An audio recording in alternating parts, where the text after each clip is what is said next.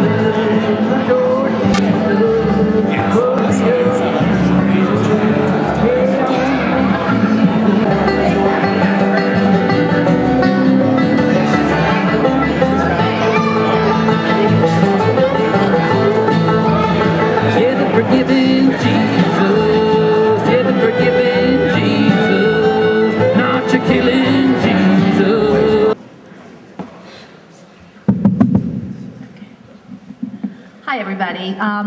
Welcome to the Andrew Carnegie Free Library and Music Hall, the Carnegie. It's very exciting to have you here. My name is Maggie Forbes. I'm the executive director here. And I don't know, I stand up here all the time and sort of say this is a place where dreams really do come true. I see familiar faces out there, and I see people I have never seen before, and I am equally happy to welcome both categories of people. But the thing that is so exciting tonight, I think everybody here, if you haven't yet seen the Captain Thomas Espy Post number 153 of the Grand Army of the Republic, you will see it at the reception that follows the movie this evening.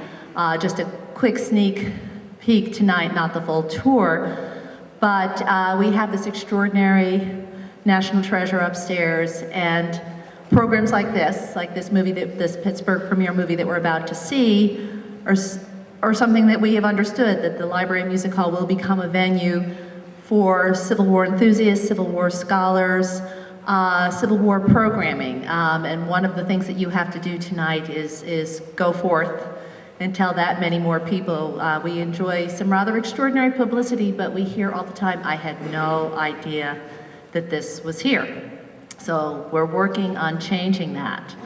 As I mentioned, there is a dessert and coffee and wine and cheese reception that follows the movie. That is upstairs on the second floor. Just for people who haven't been here before, we have restrooms on all 3 floors. The big theater restrooms are downstairs, and then sort of the single-use ones upstairs. You can find your way. And I want you all, if you didn't pick up one of our annual programs, please do that. This is an extraordinary venue. We have ballet, we have opera, we have musical theater, we have speakers, we have Pittsburgh premiere movies all the time. No, I think this is a first. But go through this book, visit our carnegie.org website. I had a gentleman who was here early who said he had a hard time finding us, but he was looking at Carnegie Library of Pittsburgh. This is Carnegie, folks, the Carnegie. You will find us under Carnegie. Singling out just a couple of people, I think most of you had a chance today or at the box office to meet our library director, Diane Kleinfelter. We have the best dressed library director in the county. And all of the wonderful people associated with the 9th Pennsylvania Reserves who are here all day, who every time we have a Civil War program, come help us do this. It's a wonderful organization. I think they had a card at the table, pick it up. We're interested in getting more people engaged and involved. But with no further ado, I think it's time to see, I'm going to have to say this correctly, The Angel of Mari's Heights. It's a very compelling story, and following the movie, Michael Albrecht will speak to us a little bit about the movie, about the Battle of Fredericksburg, and about its association with the Espy Post. So enjoy the movie and stay in your seats for Michael's talk. Thank you.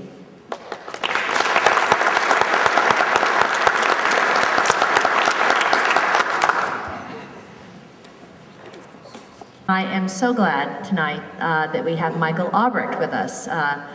He's come a long way to come home. He's been living in Fredericksburg as a writer, historian, I guess movie maker as well.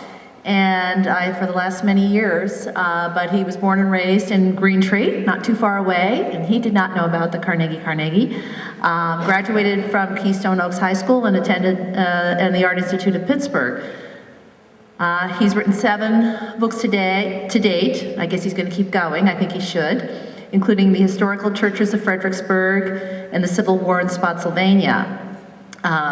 I'm just reading some things here because I just think it was the Michael that I met when he called us and said he had this great movie. And I thought, well, gee, that might fit in very well this weekend when we're trying to get people to come see the ESPY Post. But I see here he's a contributor to the Baseball Almanac. I hope you know, Michael, that you're standing on the street where Hannes Wagner lived for many, many years. This is Hannes Wagner country.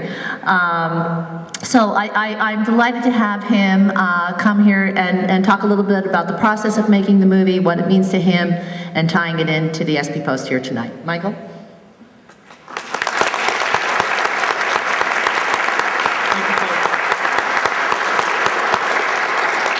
Thank you very much, ladies and gentlemen. It is an absolute thrill and a privilege for me to have the opportunity to be here. We have done multiple screenings across the South since the movie was released in July. And for me to be able to come up here, back to my hometown, and receive such a warm reception, just it's really, really touched me tonight. I would like to begin by thanking Maggie and also Diane and the good folks here at the Carnegie for their wonderful support and hospitality. When we were originally looking at screening venues that we thought would be a very good fit for this film, they were at the top of our list. And when she said thank you, I was absolutely, or when she said yes, I said thank you because I was absolutely ecstatic about that. I'd also like to take a minute to thank all of the media up here who have done a wonderful job promoting this event, including our friends at the Post-Gazette. Miss Mary Lynn Pitts wrote a very nice piece on us that ran today. Folks at the Green Tree Times, the Signal Item, people up here really did a great job of sort of getting the word out, and I think we're seeing the fruits of that this evening. Our entire cast and crew would like to send their thanks and appreciation as well. Understandably, they are celebrating the holidays with their families. They are spread throughout Georgia, South Carolina, and Virginia. I'm the only Yankee actually on this project, but they definitely want to send their regards. And Clint Ross, who is my partner at Right Strike Media and was the director, he was my co-writer, he was a producer, and really was the original visionary behind this film. And he's actually the guy that played Kirkland. And one of the things that I learned as wisdom as a producer is if you ever want to have a peaceful set, cast your director in the leading role. You'll have far few arguments from there. So, but after tonight, I invite you guys upstairs because we are going to have some information on this particular DVD that's going to be coming out next month, and we're having a special offer for everyone. If you register up there, you will be emailed a special code, and when the DVD is officially released next month with the anniversary of the battle, you guys will get a significant discount, and that's our way of thanking you guys for all of your support that you've given us tonight. Finally, most of the time as I'm standing up on a stage when I do these kind of talks, I'm usually standing and I'm staring out at a room full of strangers. And yet tonight, when I look out across this theater, I see a room that's full of family, it's full of friends, and familiar faces, and that truly makes this feel like a homecoming for me, and it's made this night very special indeed. To talk a little bit about the project, for the last 16 years, I have been living down in Fredericksburg, Virginia, and the base and majority of my writing and speaking has been about the wartime experiences of Virginia's civilians and soldiers. Where we live down in Virginia, we were within a 20-mile radius of 4 of the major Southern Civil War battlefields. So it's hard not to live down there as a historian and not just feel that emulate itself through your work. Richard Kirkland was an individual that he had captured my attention very, very early on. His story is very unique, and I think it's a testament to light amidst some of the darkest periods of American history. And that is why I sort of took him and he became a focal point of a lot of the work that I did. I do a special tour down there where I walk the sunken road and I show people where this story took place. I've written about Kirkland in magazines, I've written about him in periodicals, and his legacy to me is a perfect example of when somebody ordinary can rise to the occasion and do something that is extraordinary. And to know that somebody else's life is more important than theirs. So Kirkland speaks to me on a variety of different levels. Over the years that I've given these tours, I have walked visitors up and down the sunken road along the wall, and I always tell them about the courage and compassion of this simple infantry sergeant. And I've spent a great deal of time talking to people about the 2nd South Carolina. I've talked to them about General Kershaw. I have criticized Burnside and the Union Army for their arrogance. Yet at the same time, as I was spending all this attention on talking about the Southern perspective and the Confederates that were on the other side of the wall, I never leapt that wall myself to focus on the Federal troops' perspectives. I never really felt that I gave them the time that was necessary to understand their point of view, and I tended to look at them more as victims and less as soldiers. And when you learn that there were these 11 groups of men that charged into this hailfire, knowing that certain death awaited them, it takes the idea of courage and compassion to a whole new level. So I was considered an authority on Kirkland, but until this project was basically laid in my lap, I was a one-sided authority. And as I set out to co-write a very balanced script, I found myself metaphorically leaping that wall and gaining a newfound respect and admiration for the tenacity of all those Union soldiers that fought and fell on that field. And as a result, and a lot of it had to do with this trip up here to Pittsburgh and the SB Post, is I have made a pledge as a historian to literally leap that wall on my next tour, if I can make it, and spend some time in the Union lines and really talk a lot about their perspective, which I think has become far too neglected and forgotten when you talk about the Battle of Fredericksburg. In preparation for tonight, I felt called to dig even deeper for ties to my own hometown. I spent a lot of time looking into Pittsburgh's contributions during the Civil War. And of course, a lot of people are familiar being the steel town, the armory, and the weapons that they were able to produce. But Pittsburgh is one of those places that there are many, many ties. Fredericksburg, where I live now, is very different when compared to a lot of other Civil War battlefields. If you go out today to most of the major battlefields, whether it's Gettysburg or Antietam or a lot of these places, they are littered with these humongous equestrian monuments and statues that pay testament to the marquee commanders, these giant sword-wielding titans on the field. And when you come to Fredericksburg and you learn about the battle, it's pretty remarkable because at the top of Maurice Heights during that engagement, Robert E. Lee and all of his most trusted lieutenant generals were there on the field. You had Stonewall Jackson, James Longstreet, Jeb Stuart, all of these really big name men. Yet when you visit the battlefield at Fredericksburg today, there is only one statue at the bottom of that hill. And that statue is the Kirkland Monument, which of course depicts a lone infantry sergeant and a fallen foe. So it is the common soldier that they chose to commemorate at Fredericksburg, whereas other battlefields they choose to commemorate these large marquee commanders.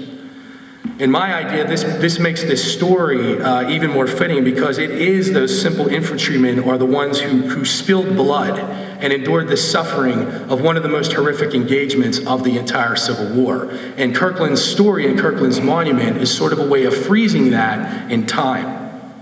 Now, the tie to the SB Post. At the top of the hill at Maurice Heights, there is the National Cemetery. And of course, the National Cemetery at any Southern battlefield is where the Union and Federal troops are buried that were never able to make their way home. And the Fredericksburg National Battlefield at the top of Maurice Heights is now the final resting place of over 15,000 Union soldiers who never made it home. In the center of this beautiful, beautiful cemetery, there is a statue that portrays General Andrew A. Humphreys, and it commemorates his division, which was the 5th Corps of the Pennsylvania Infantry. Now, Humphreys' men took place in one of these doomed assaults, and his men were able to make it to within 100 yards of that ridge before they were completely cut to pieces and driven back. Their unit were one of the furthest to advance on that portion of the Army of Northern Virginia's lines. On the side of General Humphreys' pedestal reads the names of the units that participated in this assault with unparalleled courage and conviction.